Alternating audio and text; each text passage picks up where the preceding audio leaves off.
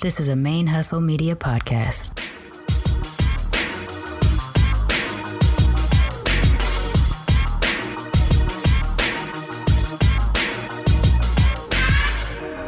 Hello and welcome to the show.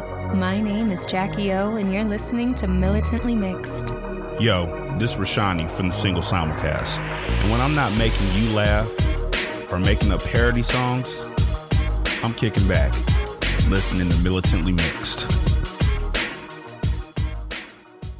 Hey y'all, welcome to Militantly Mixed, the podcast about race and identity from the mixed race perspective. I am your host, Charmaine, aka Mixed Girl Maine. And I know last week I had announced that it wasn't working out to deliver last week's episode because I'd come back from Comic-Con and all these other elements or whatever, and that I'd come back next week strong. Over the course of this last week, I have finally come to terms with the fact that I am knee deep in, or maybe neck deep in, major depression right now. I've been fighting it off for several months. I was hoping that because I've had some happy days that I wasn't actually in major depression, but I absolutely have to admit that I am now. I haven't been able to cope with a lot of the things that I have going on right now because I don't have my normal coping mechanisms in place. And I am beginning to make mistakes that I wouldn't normally make on the shows, delivering things later than I prefer to deliver them, missing appointments, which is very strange for me, or I'm missing them because I put it in the wrong time zone, things like that. And I'm just not able to face some of the things that I have going on in my personal life because I'm putting all my energy into the shows, which is still something I want to do. I want to put all my energy into the shows, but I've hit that window, or I've hit that point right now where, you know how you're so bogged down by something, or you're so stressed out about something that working harder actually is a detriment? That's what I got going on right now. Because I've been messing up and because I've been struggling, I've been doubling down on my efforts and making more mistakes. I'm not doing it as cleanly as I normally do. And the disappointment that I experience after that is making it really hard to just get through the day-to-day. And even though Militantly Mixed was the thing that got me off of the couch last year when I was coming out of major depression because I had the excitement of Militantly Mixed, I was under the impression that as long as Militantly Mixed exists, depression will not impact me. And that's silly. I'm a person who suffers from chronic persistent depression. I'm always going to have depression. But the bouts of major depression, I thought I could fight off as long as I was podcasting. And right now, my problem is a combination of I've had a shit ton of things happen in my life over the last several months, which you've heard about some of it. My cat dying, my other cat sick, health problems, work problems, leaving a job, starting a new job, losing a job, things like that. Some stuff that I haven't shared, but mostly because I don't understand what's happening, and so I can't share things like the health issues that I'm having right now. So it's heavy. It's too much right now for me. It doesn't mean that in a month when I come back, I won't still be dealing with this stuff, but I will have lessened the burden a little bit by lessening what is stressing me out on a regular basis, which is I'm not delivering the quality episodes you deserve as my audience and that I need to produce for my happiness. Oh shit, it's so stupid that I said it that way, but whatever, that's what I said. So I'm going to take a month off. I'm going to take the entire month of August off. I will engage on social media here and there, but not as frequent as I normally do. And I will be answering emails. But if you reach out to me because you would like to be a guest on the show, I'm going to be scheduling appointments for September, not for August. I am committing to not recording any interviews during the month of August so that I can decompress. Because what I think has been happening is because I haven't been dealing with my own depression. Every time I get a heavy story, I'm absorbing it like I do all the time. But at this point, I've absorbed, and I haven't squeezed out at all. I have taken little breaks here and there, but not cut off enough to squeeze that sponge out. So that's what I'm going to be doing. And actually going forward, I am going to change the schedule of the show to accommodate taking legitimate breaks for my mental health, but also to keep the level of quality that you deserve as an audience and that my guests deserve as guests. So going forward, I'm going to take this month of August off, and then I'm going to come back in September, October, November, and go 3 months straight. And then I'm going to take a break in December, again, whole month off, which I think times out pretty well because last December, our listenership cut off by like more than half. And I think it's because it's the holidays, people are traveling or whatever, they're not engaged on podcasts as much. And of course, I've only lived through one December while podcasting, but it's a possible trend. I'll figure that out this year. But I'll take the month of December off, come back January, February, March, take April off, come back May, June, July, take August off, and so on and so forth. I think I've seen this floating around in some of the podcasting social resource groups that I'm in. And also someone made a comment about this on the Black Radical Queer site recently. And it's making sense to me right now. I think because this show deals with heavy emotion in some cases, sometimes trauma, things like that, it can be a lot to absorb. And since I'm absorbing it so much every week, because I don't just talk to one person a week, sometimes I talk to up to 4 people a week. I'm just releasing 1 episode a week. That has stacked up. And I haven't been releasing it or exercising it as well as I was in the beginning. That's just it. So I'm looking forward to this break. It was really hard to come to this decision, especially since I've been hinting that I was like, I need to take a break or this is going to be delayed, but I'll be back next week and I'll be great.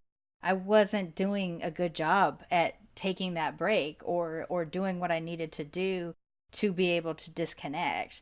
So I'm looking forward to this because it's definitely something I need. I can admit that I need it now.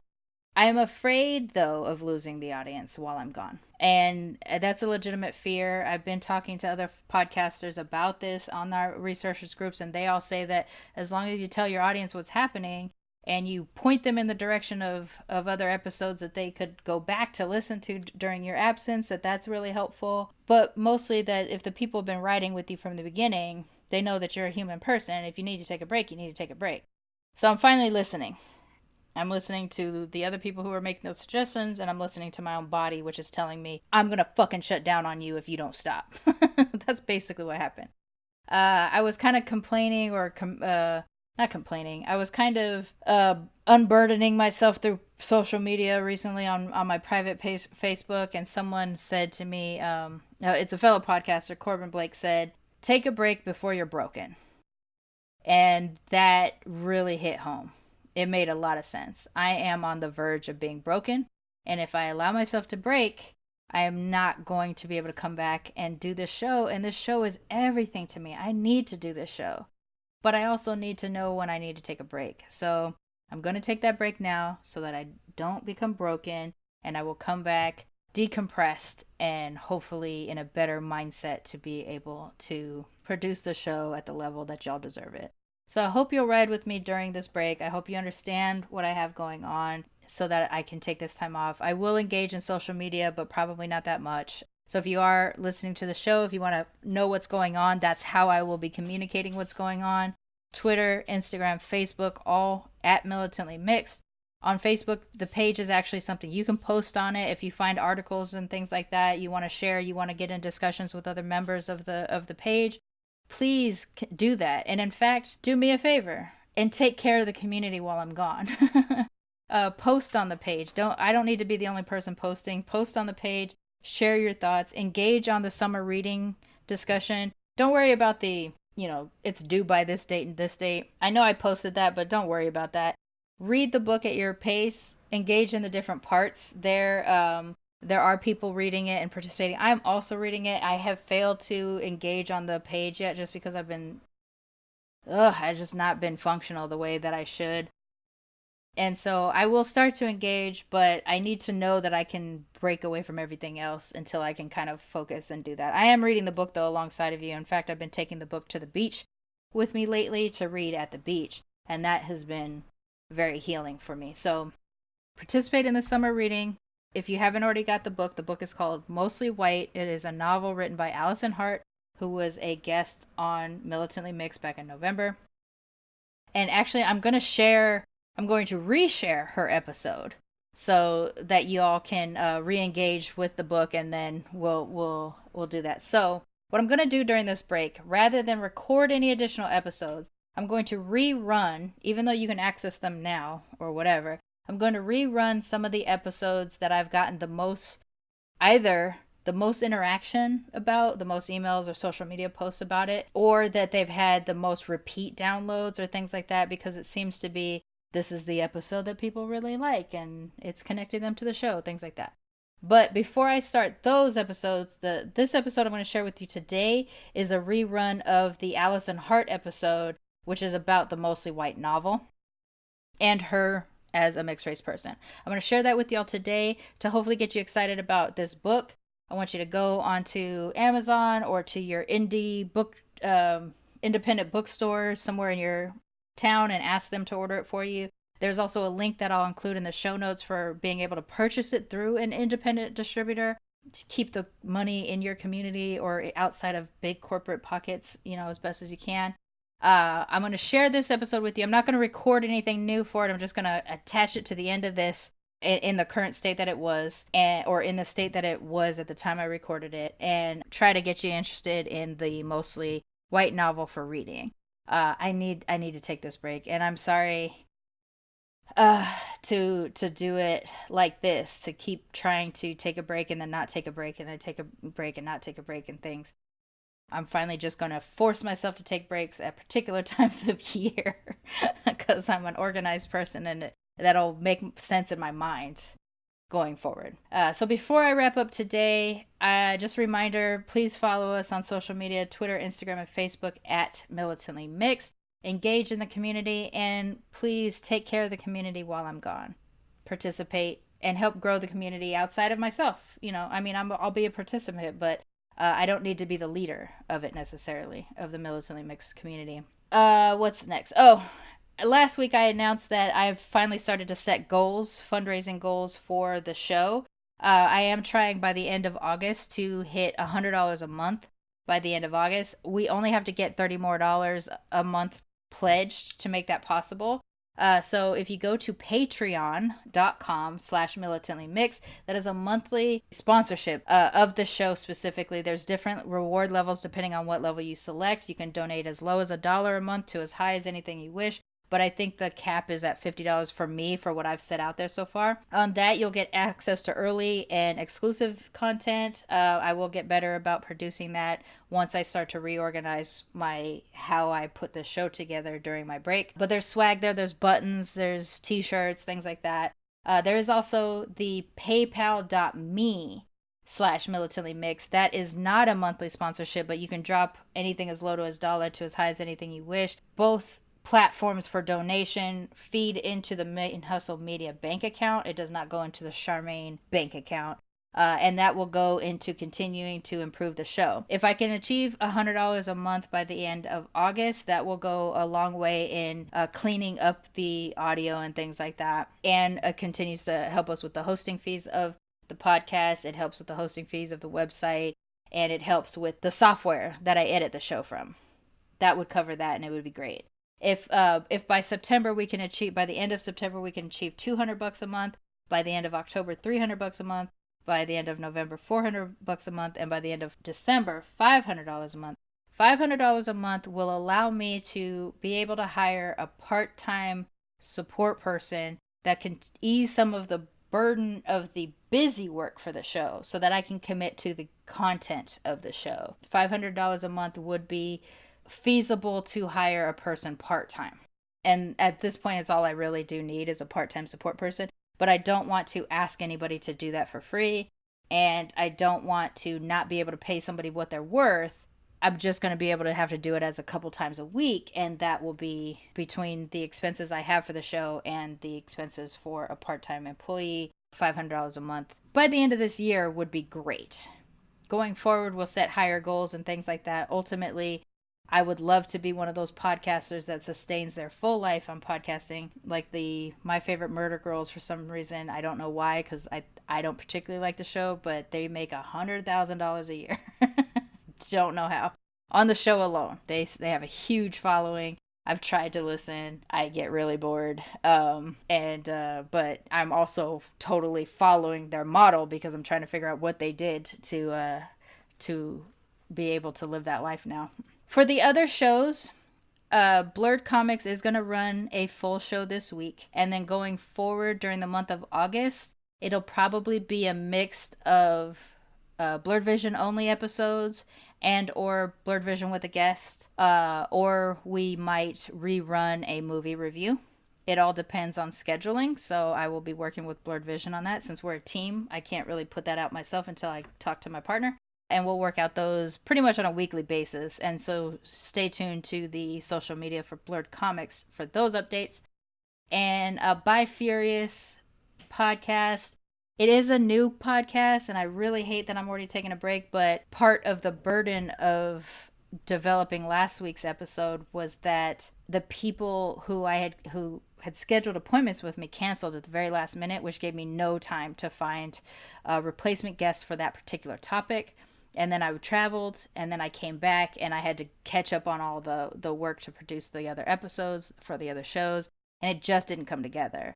So I'm going to use this break also to retool how I gather the information to put out on those shows, so that when we come back in September, By Furious will run more well-oiled than it has in the first 3 episodes. So that's what's going on. But I think that's it. I mean, that's almost 20 minutes of me talking about just taking a break. So it's probably a good place to cut off. I'm going to jump over to some music, and then when we come back, I will be airing the Mostly White novel episode of Militantly Mixed with guest Alison Hart as a rerun for the show. Stay with me, y'all. I will be back. I just need to reorganize my life so that I can deal with this this depression stuff. I absolutely need to deal with it. So stick with me. I will be back. And don't forget to be your mixed ass selves.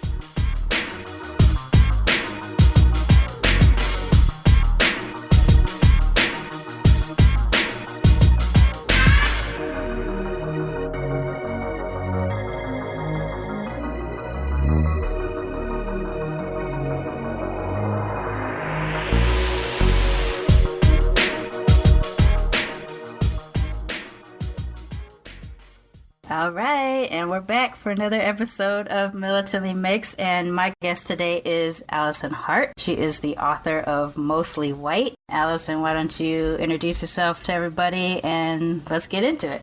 Hey, thanks so much. I'm so glad to be on here, and thanks for the invitation. And yes, my name is Alison, and I am mixed race, and I've written a book which is a mixed race narrative of generations of women based on my mixed ancestry. I am African American, Passamaquoddy, Native American, Irish, Scottish, and English.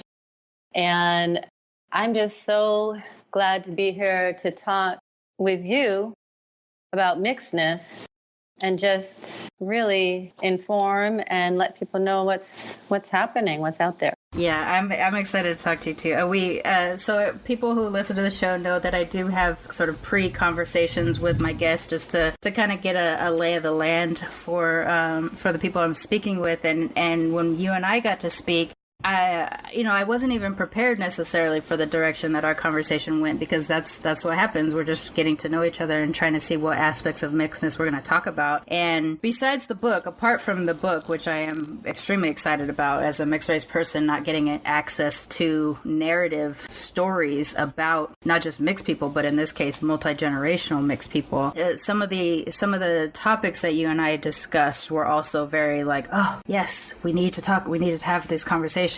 And part of that having to do with sort of the trauma surrounding forced mixedness that tends to have happened in the United States, especially with indigenous people and with people that were descendants of slaves. So I'm ready to get into everything that you want to talk about, because every little bit that we add to the show just paints a way bigger picture for our audience of what it is to be mixed in this world. Well, I was thinking about that, and I was thinking about how much I longed for a reflection of my own experience. And I would look for it through books and film and TV. And there are some authors out there that I just want to identify because they've paved the way. And that's Nella Larson, and she was a mixed African-American writer from the Harlem Renaissance, and Jean Rise, who wrote in the 1930s. Also Danzy Senna, and she wrote a novel called Caucasia in the 90s. And Heidi Doro, and I believe she's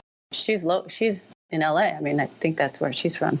She wrote also from a mixed point of view. She is mixed herself. So the impetus to write this is just having a story that I really needed to put down. And as you said, it also reflects intergenerational trauma. And the characters struggle with that. Yeah. Yeah. And it starts in 1890 and it goes up until 1986. And it starts with a mixed Black and Native girl who is being punished for speaking her language at an Indian residential school. So that's the opening of the book. So these things, these traumas that happen to people, that it carries on from generation, and that's one of the themes in the book. And that's difficult. And being human is difficult. And mixed people are people, and mixed people struggle with their humanity like everybody else. So I'm not trying to make anybody less than human, because we all are. It's just these characters are mixed. And so that's the narrative that is it's still underground. It's still underground. Yeah, it's so amazing to think about how most of the ethnic groups in the world wouldn't exist without at some point somebody mixing somewhere and it becoming a new thing. You know, it takes hundreds of years, even thousands of years to start to see those kinds of changes. I talk about this a lot in terms of explaining to people why I choose the word Black versus African American for part of my identity is because I don't see African facial features within my family, and because we don't have a tie to any African culture, I don't feel comfortable. If anything, I feel a cultural appropriation of Africanness if I make that claim, because to the best of my knowledge, my family had been here for, I could count back 6 generations post-slavery. Mm-hmm. And so however many generations there were before that, I don't know when we lost our Africanness. I have no idea. So I don't feel comfortable making that claim. And so I think of us as its own. We are our own ethnic group now. Black Americans are their own ethnic group. They're not. I have recently discovered that we were descend from tribes that are in current day Gabon, but I don't feel that I have that connection. I have a lot of research to do to be able to feel connected to that culture. And so I think we have become our own thing. And part of that happened through mixing, traumatic mixing in the beginning, and even now, maybe to a degree, there's probably some traumatic mixing that goes on, pressure or whatever in different situations. But to become what we are here right now, people needed to do this mixing. And yet it's still this weird thing that is exotic and new to people, and it doesn't make any sense to me that it's not more understood as a thing, or that we have more representation in our media, in our art, in our books, and in our culture as a whole. Yeah. So I guess what's particular in this novel, which is also particular in my family, is my mother's side of the family, which is Black and Native American and Irish in Maine. Now, people think of Maine as, that's like only white people live in Maine. Right. Well, what's ironic about that is that's where my roots are. So the Passamaquoddy have been there 30,000 years, right? And they're still there. Yeah. And the Irish came over, and African Americans, they came up through the Underground Railroad, a lot of them. Mm-hmm. And so my family have literally been mixing Irish, Black, and Native American prior to slavery. So definitely. And so it isn't like what you're saying. It's not this exotic thing, you know. Right. Mixed people have been around. It's just that we haven't been allowed a space. We haven't been allowed a voice or a narrative, right? Yeah. So that's a big reason why I wrote this book, to really flesh out also my mother's story. Is in many ways, it was very difficult for her, her upbringing, and she had a very difficult childhood. So she never talked about it. And then I didn't get to know the Black side of my family. I didn't get to know anybody. So there's this incredible wound and this incredible loss and this incredible longing to want to understand. And that was another major pull for me to put these words down. Right. So one of the interesting things that you brought up when we first spoke, and it's something that I don't have words for, but it's feelings that I definitely have when we talk about that intergenerational trauma, is it's not just whatever the generation above you is uncomfortable sharing because they're dealing with their own trauma. It's also their lack of realizing you are going to receive trauma from their lack of sharing, if that makes sense. Oh, wow. And where this comes from in me has more to do with actually my Japanese side of the family. They don't talk about anything. And even within the family, you keep it really tight because you don't want your aunt, your great aunt, or your, grandmother, great grandmother, or something like that to know this thing. And so when I was growing up, when I would be with my mother's side of the family, I would have to hide that we were Black from them. And so all my cousins and everything would have questions about why my brother and I were so dark in the summer. And we would just, they would ask us what our father was, and we'd say American, and whatever that meant to them, which I found out years later turned out to be Mexican. They thought we were Mexican. I had this trauma that I didn't understand until I was an adult. I was feeling of this lack of being able to be myself around my family and knowing how to perform as soon as I was amongst the Japanese. Like, I knew I wasn't Black anymore, and I did. But my grandma was so tight-lipped about a lot of things, and it took years and years and years for little bits of information to filter out. And so while I'm sitting here dealing with my trauma about being Black and having to hide it, I didn't know that she's dealing with trauma. So there's all these things that were being passed on to me sort of subtly through just how quiet we were. And as those bits of information starts coming out later on in life, I realized, I'm not just dealing with my own trauma. I'm dealing with the suitcases of trauma that precede me. And I don't get to talk about it enough. So I don't really have words put together for what it is about this that I want to talk about as it pertains to mixedness. I think, like you're saying, your mother not being able to talk about her feelings and the gap that created for you, and you wonder what she inherited as well. The novel, it's fictional, but it is a narrative, and it's a narrative that everybody needs to know or feel rooted, right, in who they are. Yeah. And I don't know if this is, particular to a mixed, for a mixed experience having this. But in my particular case, I really just had to create a narrative for my mom. Right. And her ancestors, because honestly, I don't know exactly what happened. I don't know.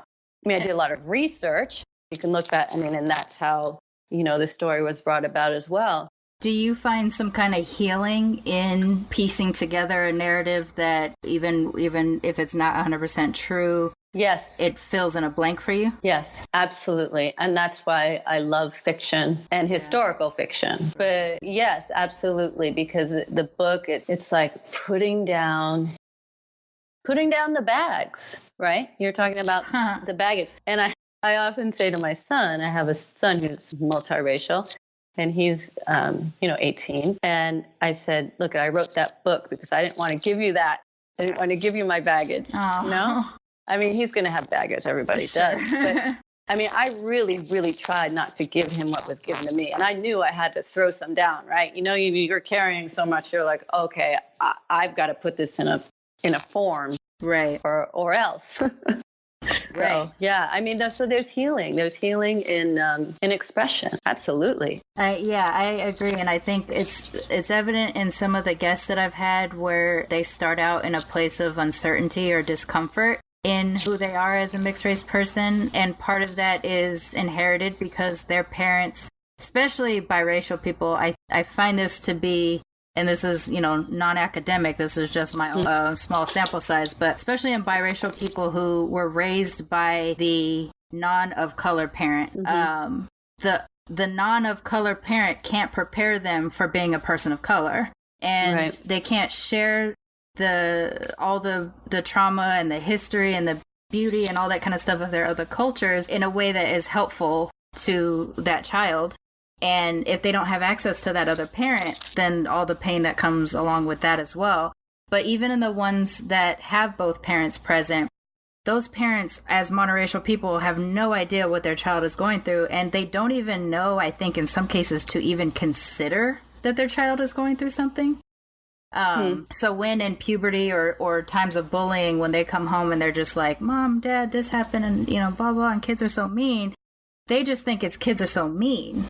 They're not actually realizing that the trauma is deeper than that, because it has to do with not only do other kids not know who I am, I don't know who I am. Right. You need to help me get there. And in my case, I was lucky because both sides of my family were mixed. And while there were cases in which we weren't allowed to talk about our mixedness, I was still surrounded by people that were mixed, and not a one of us was the same color or had the same hairstyle or hair type or whatever, so I had access to that diversity within my family to make me feel a little bit more comfortable in my mixed race skin, even when I didn't understand what was going on. But when we're trying not to pass on that trauma, and I'm not going to have children, but I think about this a lot in terms of people on the show, like what would we do as mixed race people when we decide to become parents to try to create our mixed kids, like what they are going to be?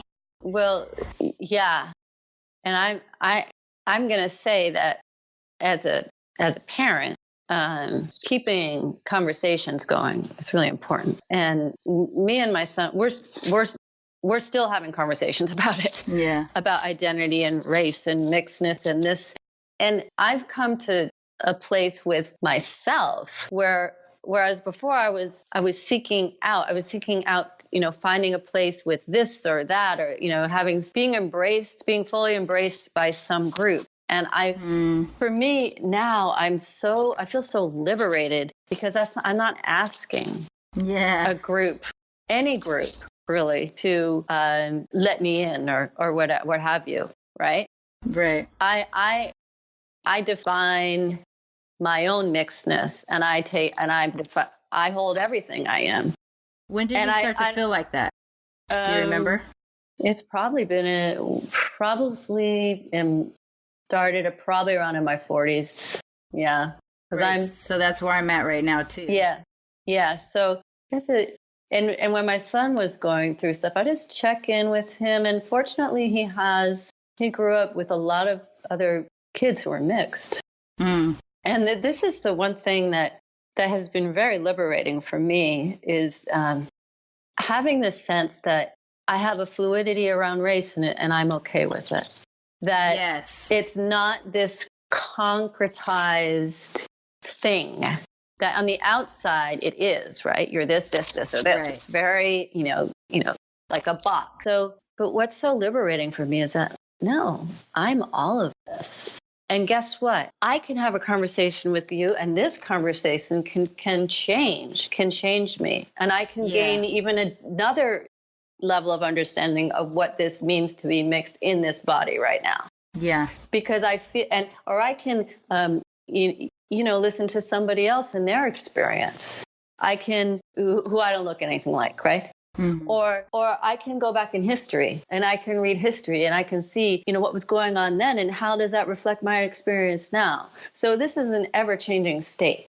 There's a sense of fluidity and impermanence around identity, and that's I don't even know that. That's a lesson hard learned because Yeah. I feel that, you know, when you're a preteen and you're going into your teenage years, people are like, find yourself and, you know, try to figure out who you are or whatever. And so you pick out your type, right? I'm a jock, I'm a cheerleader, I'm a nerd, I'm a whatever band geek or something like that. And everybody has their type. Okay, now we figured out this identity. But if you have this other layer of, am I black enough? Am I white enough? Am I Japanese enough in my case or whatever? You're dealing with that whole thing. And people don't realize that that is the most intense thing for, you know, for a mixed race kid. That's the most intense thing, but you got to hide it because you can't be weird. And so you keep like kind of tapping it down, and then forget about if there's other things going on. Like, you know, me trying to figure out if I was gay or straight when I was 14 was a whole nother element of something that was coming in. And we're sitting here, we're trying to figure out who we are, and then we're 20 and we're like, we're 20 now. We know who we are, and different things change us. And by the time we get to our 30s, we think we're established. We think we know who we are. And yet there's still moments when if a black person missed me, if they didn't realize I was black or give me some sort of indication that they could tell I was black, then I was deflated because, I don't present black enough. And, you know, like, who am I? Because I identify as mostly black, so I'm so confused. And now at 41, it started probably about 37, 38, where I was just like, you know, I've always been a person that would check every box, and I would take my stand for being a mixed race person, but I didn't understand what that mixed race identity really meant until getting a little bit older. And I know that it's fluid. That means sometimes I'm professional and sometimes I'm, you know, like a stereotype. Like sometimes that legitimately happens. If I'm with my grandmother, my Japanese grandmother, I change, my physical form shifts into a different type of body language because I'm paying respect to my matriarch grandmother. You know, when I'm around black people, my posture is different. And when I'm around white people, I'm really super guarded because even though essentially I'm half white, I'm very uncomfortable around larger groups of white people because I didn't grow up around them. So there's all these things that are happening, and it took hitting like 37, 38 before it was starting to get there. And then by 40, I was like, I'm just mixed. Like, that's just it. No one's going to tell me what I am. You don't get to tell me I'm exotic. I'm going to stop you right there. You know, all that kind of stuff. And that was a hard lesson to finally learn because I thought I had it figured out the whole time. Well, yeah. So we don't have to stop evolving. Yeah. We can keep evolving, you know? And these labels are just labels. Yeah. You know? And some of them are self-imposed, but some of them, when they're not self-imposed and we try to force ourselves to behave accordingly, that's when you start getting those threads of trauma that are so thin, they're hard to pluck out. Yeah. I think it's just what's difficult. And I can imagine it's difficult for younger people. Like when you're saying when they're coming up and it's developmental. They're looking to identify as a group. They're looking for that concrete kind of, this is who I am. And then from there, they can go out in the world, right? Because they have this sense, and it's that's developmental, right? I mean, you need to go through that. Yeah. And so it is challenging. It is challenging to be mixed and go and sit in the cafeteria. Where do you sit? And, I know. You know, it's like, and at the same time, it gets you, for me, it has enabled me to keep coming back to myself and keep going deeper because I had to question everything. Right. Right. So if this group wasn't going to like me, because if people are just going to keep acting human, because it doesn't matter what group I would go to, right? Yeah. Human beings are human beings wherever they go. You know, so they're going to act human. Some people are going to like you. Some people aren't. Some people are going to think you're not this enough. Some people are definitely not going to think, right? Right. So it's just, yeah. It's nice to get to that place now. I got to say, I love being 40.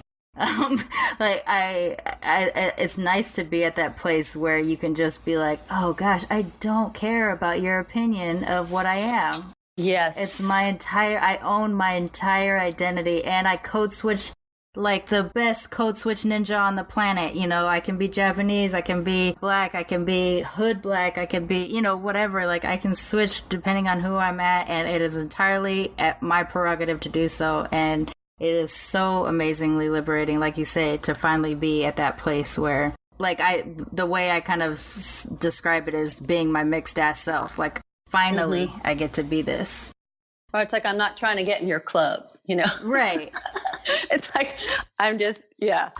So it's awesome. It's actually kind of nice to talk to someone too that is at that place where they're feeling liberated through their mixedness. I was speaking to a guest last week who, for him, he has a friend who's biracial who is suffering about his identity, and it manifests in very toxic masculinity type of ways. And it hurts him because he says, like, I don't understand why my friend finds so much pain in his mixedness because I'm empowered by it. And you know, I mean, maybe he was lucky that he didn't go through that patch of time where he felt the pain through it. But to hear, you know, those two types of things, like, this is a full picture of mixedness. If you don't know who you are, you're not comfortable who you are, you're going to have all this trauma, and it's going to manifest in really, really ugly ways. And if you're empowered by it, you know, then we have this wonderful chance where you are celebrating this person because they've done this, and I get to celebrate you because you've written a book, and, you know, we get to celebrate this guy because he's got an album, and it's awesome. But if you're not there yet, you miss out on that, and it's so hard to crack that shell in people. Yeah, I think it's everybody is you know, has their own journey with it, right? Just as long as for me, as long as I was going to keep looking outside myself for affirmation for my ancestors and my ancestry and what's in my blood, Right. and I'm just disempowering myself. Do you find yourself ever angry at yourself for craving some of the things, some of that validation in mixedness? You mean like from mixed people, a validation, or mixed, no, or like just from whatever parts of your mixed history? Yeah, your mixed history. You know, I've just accepted it. Like, I will always have a feeling in terms of, since I was never had the chance to really know my Black relatives outside of my family, and a lot of them are Black mixed. Right? There's a wound there. So I'm just very aware of it. And I really understand it. And again, that's another reason why I wrote the book, so that I could kind of unearth that side of my family. So I think it's definitely, I mean, you know, I'm still human, and we still have these needs. But when I was in Utah, of all places. Oh yeah. My publisher, Torrey House Press, hi Torrey House Press. They're in Utah.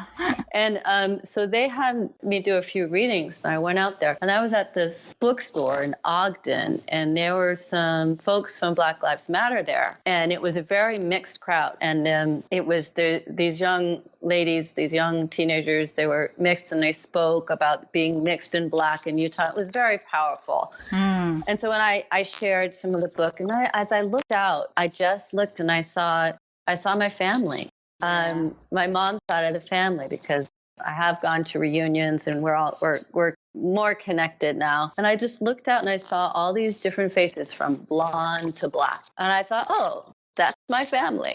Right. And I looked, and I said to these young girls, we were talking a lot about mixedness and the difficulty of it. And I just said, well, I'm going to be honest with you. There's not a lot of times where I get this feeling that I'm belonging in this. It's very rare that I get this real sense that I'm belonging in a space. Right. Right. But when I do get that feeling, it's so precious. It's so powerful. So that's the feeling. And whenever I've done readings, that's the feeling that I get. And especially at that bookstore, booked on 25th in Ogden. That was a bookstore. I'm doing a shout out for them. That was a bookstore that I read at, and I had that experience where it was a sense of belonging.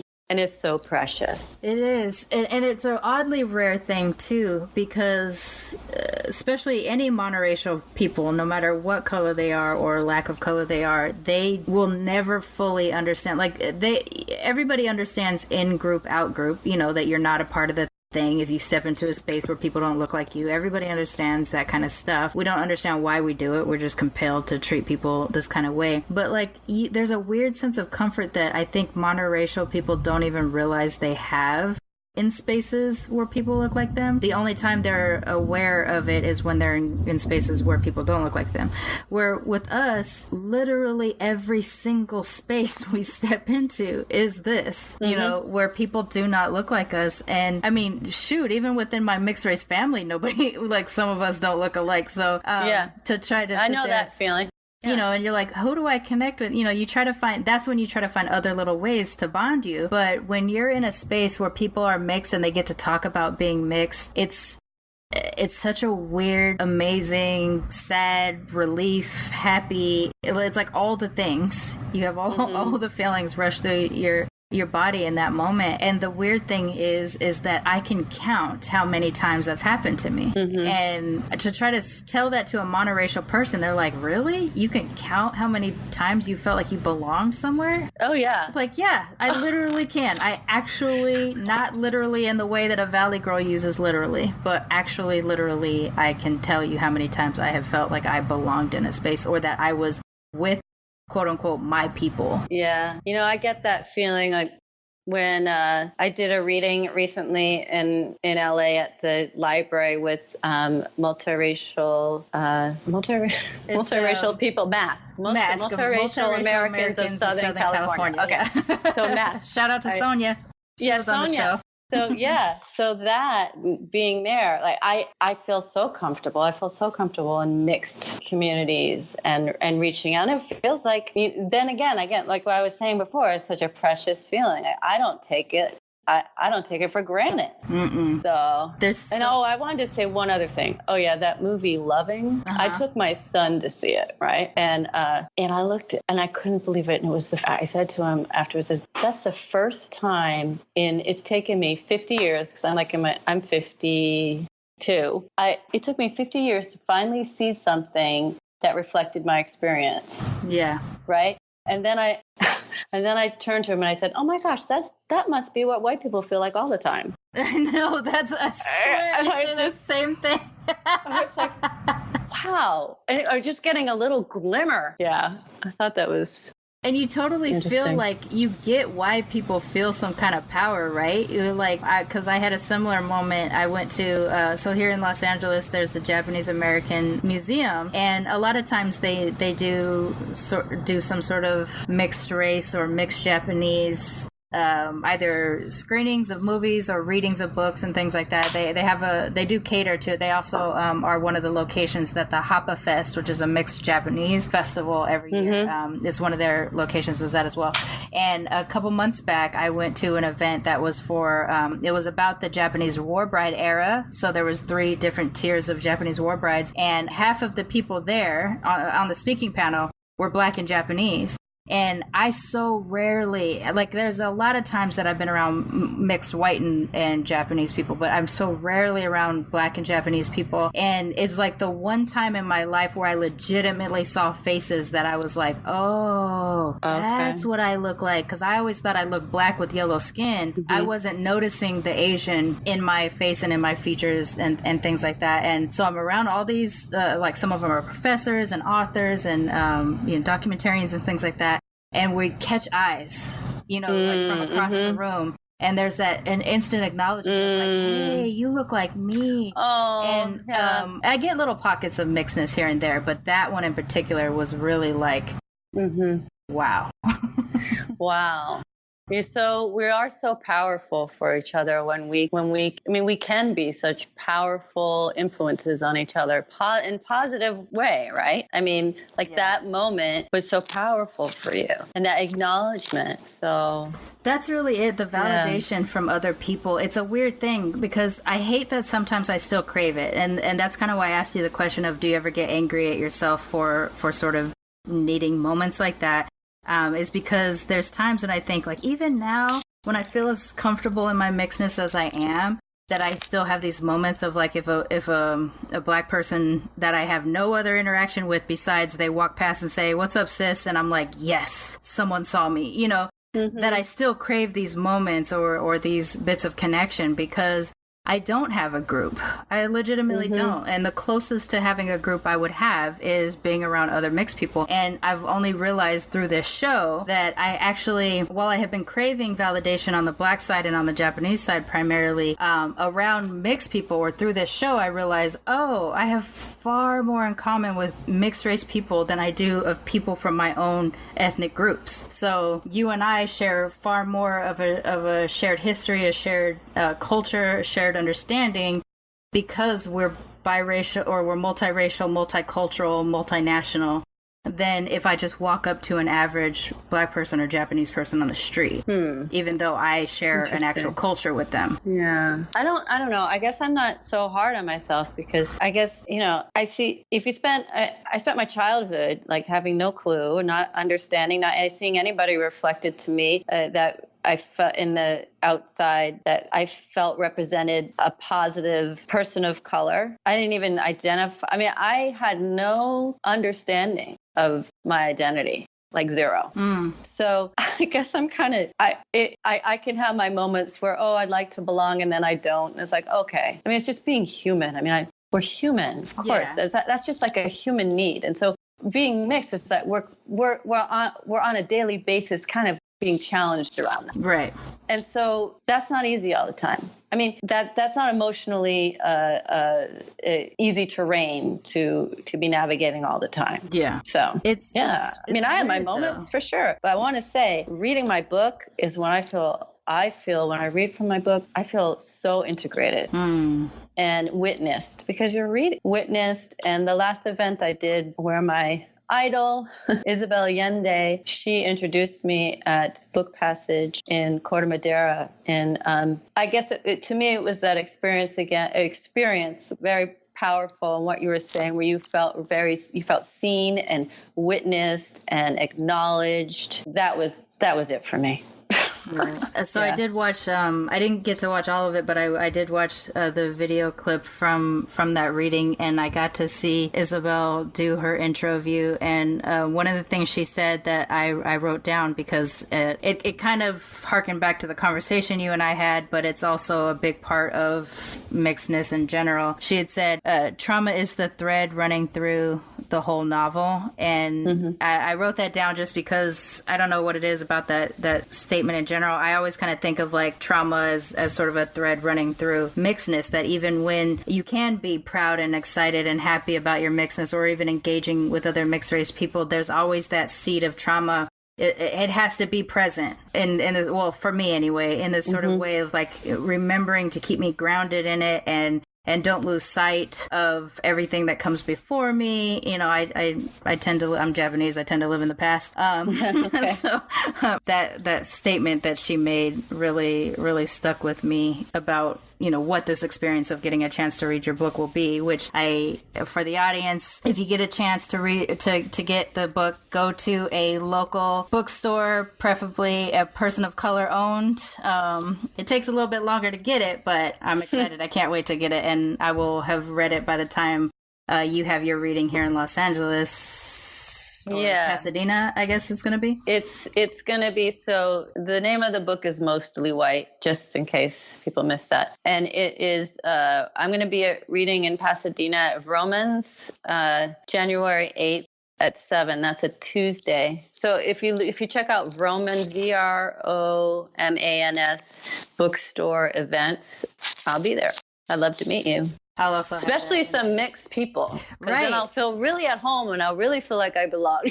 Right. So I'd love to seriously see. I wonder how you feel about when you do kind of catch them in the audience, which you did kind of say a little bit, like your eyes are passing over the audience and you see little mixed faces staring back at you, and you're just like, oh, my people are here. I feel like that too in these moments of like what I'm doing with Militantly Mixed started out for me. I needed to hear about mixed race people's experiences because it was something that was a gaping hole in my life. And I already know my stories, so I need to hear other people's stories. And through the show, I've connected with so many people and I've heard so many different aspects of mixedness. There is commiseration, but there's also just like, what? That happened to you? Happens a lot. And, I learned so much, and I love these moments when it exposes ignorance that I have, because that's a chance, an opportunity for me to learn and grow and everything. And I wonder if for you, it's kind of the same thing. Like I did this for me, and then I did it for mixed people. My primary directive is sharing the mixed race experience for mixed race people so that they feel reflected and represented and visible and heard and all those things. I happen to have a fairly decent sized white audience, which I'm secondarily excited about only because I've had some white people email me and say, oh, I didn't realize I was making this mistake, or here I thought I was an ally and I've been messing up all this time. I'm going to try to be better. And these messages are very exciting and encouraging also. Yeah. But at the same time, it's still not necessarily for them. But if it fixes them, I'm excited. Well, again, it's this, when we have a conversation, when we have a narrative, we have a place. Mixed people get to talk. I get to talk with you. We get to share. We're sharing experience. Then other people who perhaps aren't mixed, they can go, oh, can open up the conversation, right? It can open up an experience that they haven't had, and then they can have some empathy. And like, that's the whole, in terms of the characters in the book, they're all different kinds of characters, right? The four main women are mixed of, Black and Native American and Irish kind of mix. So, but there's not one character that I'm trying to say this person is better because they're this. I mean, they're all very human, and they all got holes and wounds, and they're struggling. So I hate this word, and I'm trying to find another word, but hope. Okay, that's it. Hope. Okay. My hope, because for lack of a better word, is that when people read the book, that they will perhaps have empathy for a character that's different than themselves. Yeah. And like when we have that, then that's when we can. It pushes us. It pushes us. It pushes our consciousness into someone else's experience. The more we have of that, the better at this point. Right. It does feel like we're living in a time where empathy isn't the biggest quality most people have. And it's not awesome that we have to scream so loud for our own humanity. But that does seem to be what's happening in a lot of spaces right now. So getting these moments of sharing something that does open people's eyes and hopefully does expand who receives empathy from them, I think is one of the most important things that we can be doing right now. And I think it has to come from your own place. Like, we have to be shouting out on our own behalf, because we can't sit around and expect other people to do it for us. And hopefully the more that somebody reads your book or listens to this podcast or hears this person's music or watches this person's movies, that everybody starts to pick up and do their own project or business or creative outlet that expresses that mixedness and hopefully does add to somebody's empathy. Yeah. So if you're out there and you have a vision or a dream or something you want to do it. Do it. Do it. So you and I have talked offline. We talked about how we had this gap and we needed to fill it with our activity. For you, you're a poet before you actually come to the narrative story, right? Is this your first published narrative, or? My poetry book was published in 2015. Temp Words. By Cosmo Press. And I've been published, and my poetry has been published elsewhere, and my short stories. And I had a play my play, it's about passing. That would be a good topic for this show. That's another topic we need to get on. Yeah. Passing has become a part of this story as well. I've had a few guests that have had this experience, and it's an area I was always curious about, but didn't have enough empathy for because I wasn't exposed to it. And so now, not that I was cold or anything like that, but just that I didn't know how much people who were in the passing situation needed embracing.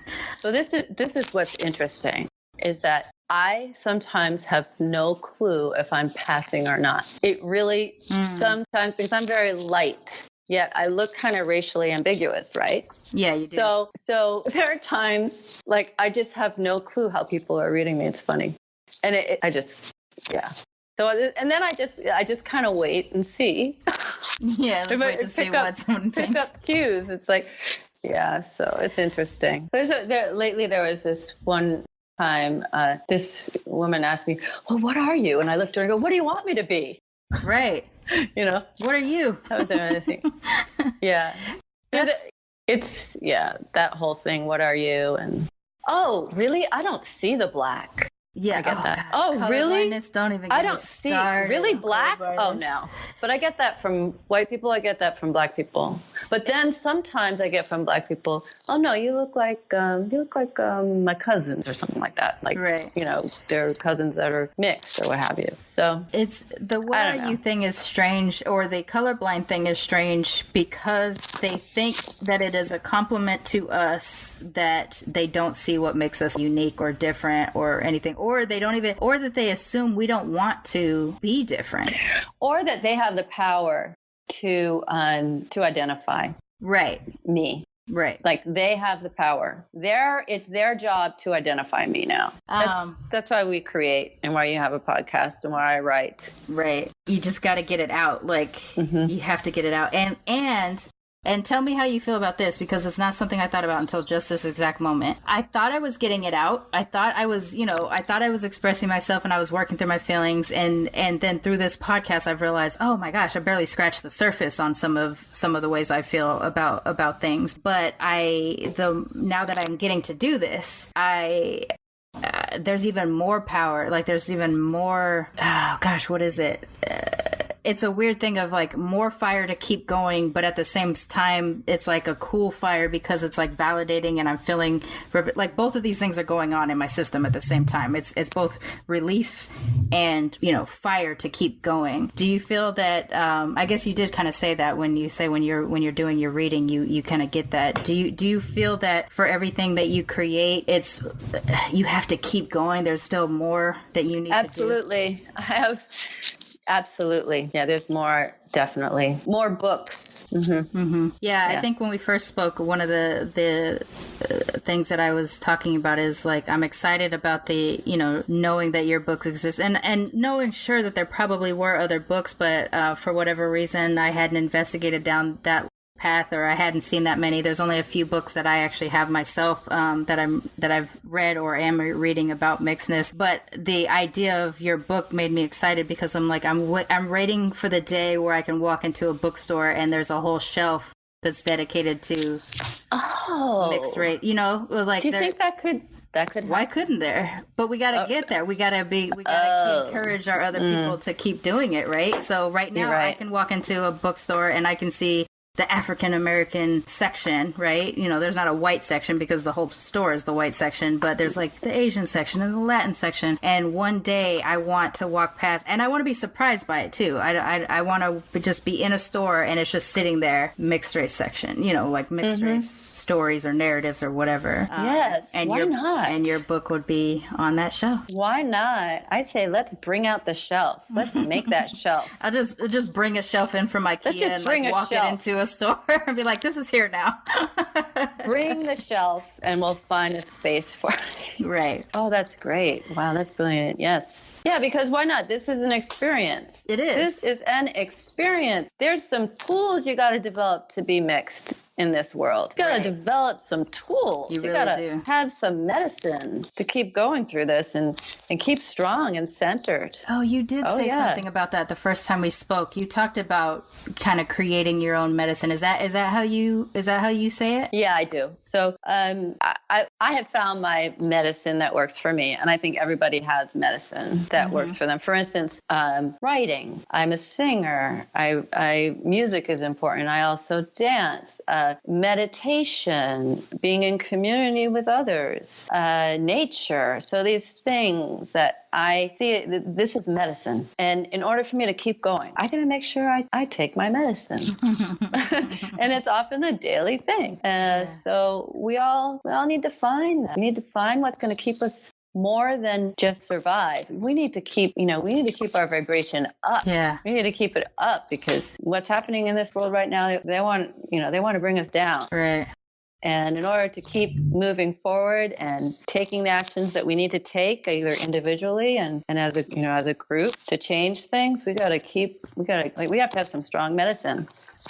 You got to keep taking it. Oh, I'm so excited that we connected. I just haven't had this kind of conversation yet where so far my experience on the show primarily, not entirely, but primarily has been because I'm the one doing the show. I'm sort of accidentally an expert. And so I'm there helping the people talking because the people who have gravitated towards the show so far have been seeking that medicine through the show and inadvertently through me. And there's been a couple people who have been super empowered and everything like that. And so it's just conversation. But this conversation, Alison, I don't know how to say it. Like we're just I'm trying to figure it out. Okay, so it's something like what probably white people feel on a regular basis. That's where they can too just funny. have a conversation about being themselves, just whatever. But because we're mixed, our context is mixed. And we seem to be at similar levels of comfort and confidence within our mixedness. And so we're just talking about that level. And I have never had that before, really. Okay. That's awesome. Yeah. I've had glimpses of it, but there's something special about this in particular that I don't have a way to describe it. I love the things that you say. Oh, well, I am so, I have a feeling this conversation is gonna resonate with me for a long time. It has that kind of feeling where you don't have to hide. There was something that you said, I hope it was okay if I repeat it. You said something about when we first talked about you came out of the closet of being mixed, like you came out. Yeah. And I really relate to that. I describe it as that. And I got to tell you that I think that this book is like, okay, look, I'm black, so leave me alone. Right. Like I'm coming out. Right. I'm mixed and I'm black and I'm Native American and this is just this sense of relief. Yeah. I guess what I have is relief. Yes. Because in so many ways, this book is a coming out. Mm-hmm. Right? Yeah. And of my ancestry, my ancestors, and a mixed narrative, which is fiction and also part of my experience, as a mixed person. So there's a lot of relief in that.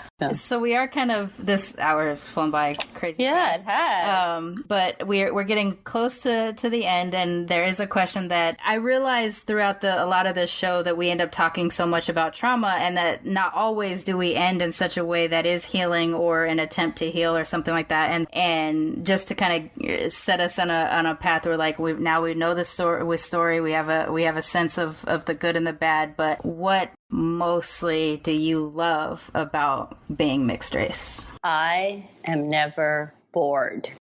That's the first thing that came to my mind. That's awesome. It's true. It certainly isn't boring.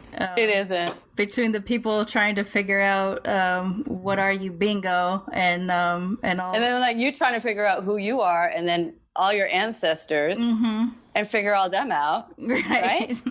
I mean, holy, my goodness. You don't have time to be bored. All right. So before we wrap up, though, is there any other types of things that you want to share with the audience? Sure. I'm going to plug my website. Okay. It's www.mostlyWhiteNovel.com. You can go on there, order the book through IndieBound or through Torrey House Press. You just click on, some icons. You want to order the book. And also it has a list of my events. Let's see, I'll be at Vroman January 8th, and that's in Pasadena, and I'll be there at 7:00. So please come out, mixed people, and if you're not mixed, come out too. And it would be great to share my book with you. And for every person who buys the book, also buy a book for another mixed race person in your life and let them get a chance to have that exposure. Because I think it's not only that we seek it, but we don't realize that we need to share it. We need to spread this stuff around because you don't know what the other mixed race people in your life are missing and can't talk about yet. Okay. Yes. So buy 2 copies, share one with a mixed race friend. Yeah. Oh, that's really nice. Thank you. Yeah. All right. What about other social media? Do you have like a Twitter or Instagram presence or anything like that? Here's an Instagram, Ali Blamit, ALIBLAMIT, Ali Blamit. And then I'm on Facebook. Just go to Temp Words, and I'm not on Twitter. So before we wrap up, though, I am going to attend that January 8th event, and I'm hoping that maybe we can get a little bit of a snippet of your reading so that we can sort of share it on the future episode and kind of tie it back to this episode so that people can actually hear, because I think it's also important not just that we talk about what we're doing, but we actually get to hear what we're doing. So yeah. Oh, well, I really appreciate that. That is just fabulous, and I can't wait to meet you in person. It's going to be great. I'm excited. Yeah. Thank you so much for joining me on this show. I feel like there's a totally different element that you've brought into the show than we've gotten a chance to experience so far, which I think every episode does a version of that, but this is a different level than even I was anticipating it going into. So I'm really excited. Thank you again so much for joining me, and I will promote your reading at Romans, and hopefully we can get some more LA folks out there. That'd be great. Show. And thank you so much for everything, for doing your work, for this, having this podcast for mixed people. Yay. Yay, mixed people. Yay. All right. Militantly Mixed is a ManeHustle media podcast, produced and hosted by me, Charmaine Fury. Music is by David Bogan the One.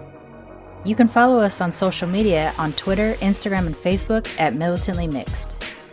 If you'd like to become a sponsor of Militantly Mixed, please go to patreon.com/militantlymixed for monthly sponsorship, or paypal.me/militantlymixed for a one-time only donation. And if you like what you hear on Militantly Mixed, please subscribe, rate, and review on iTunes or wherever you listen to podcasts. And don't forget to be your mixed-ass self. ManeHustle Media. Turn your side hustle into your main hustle.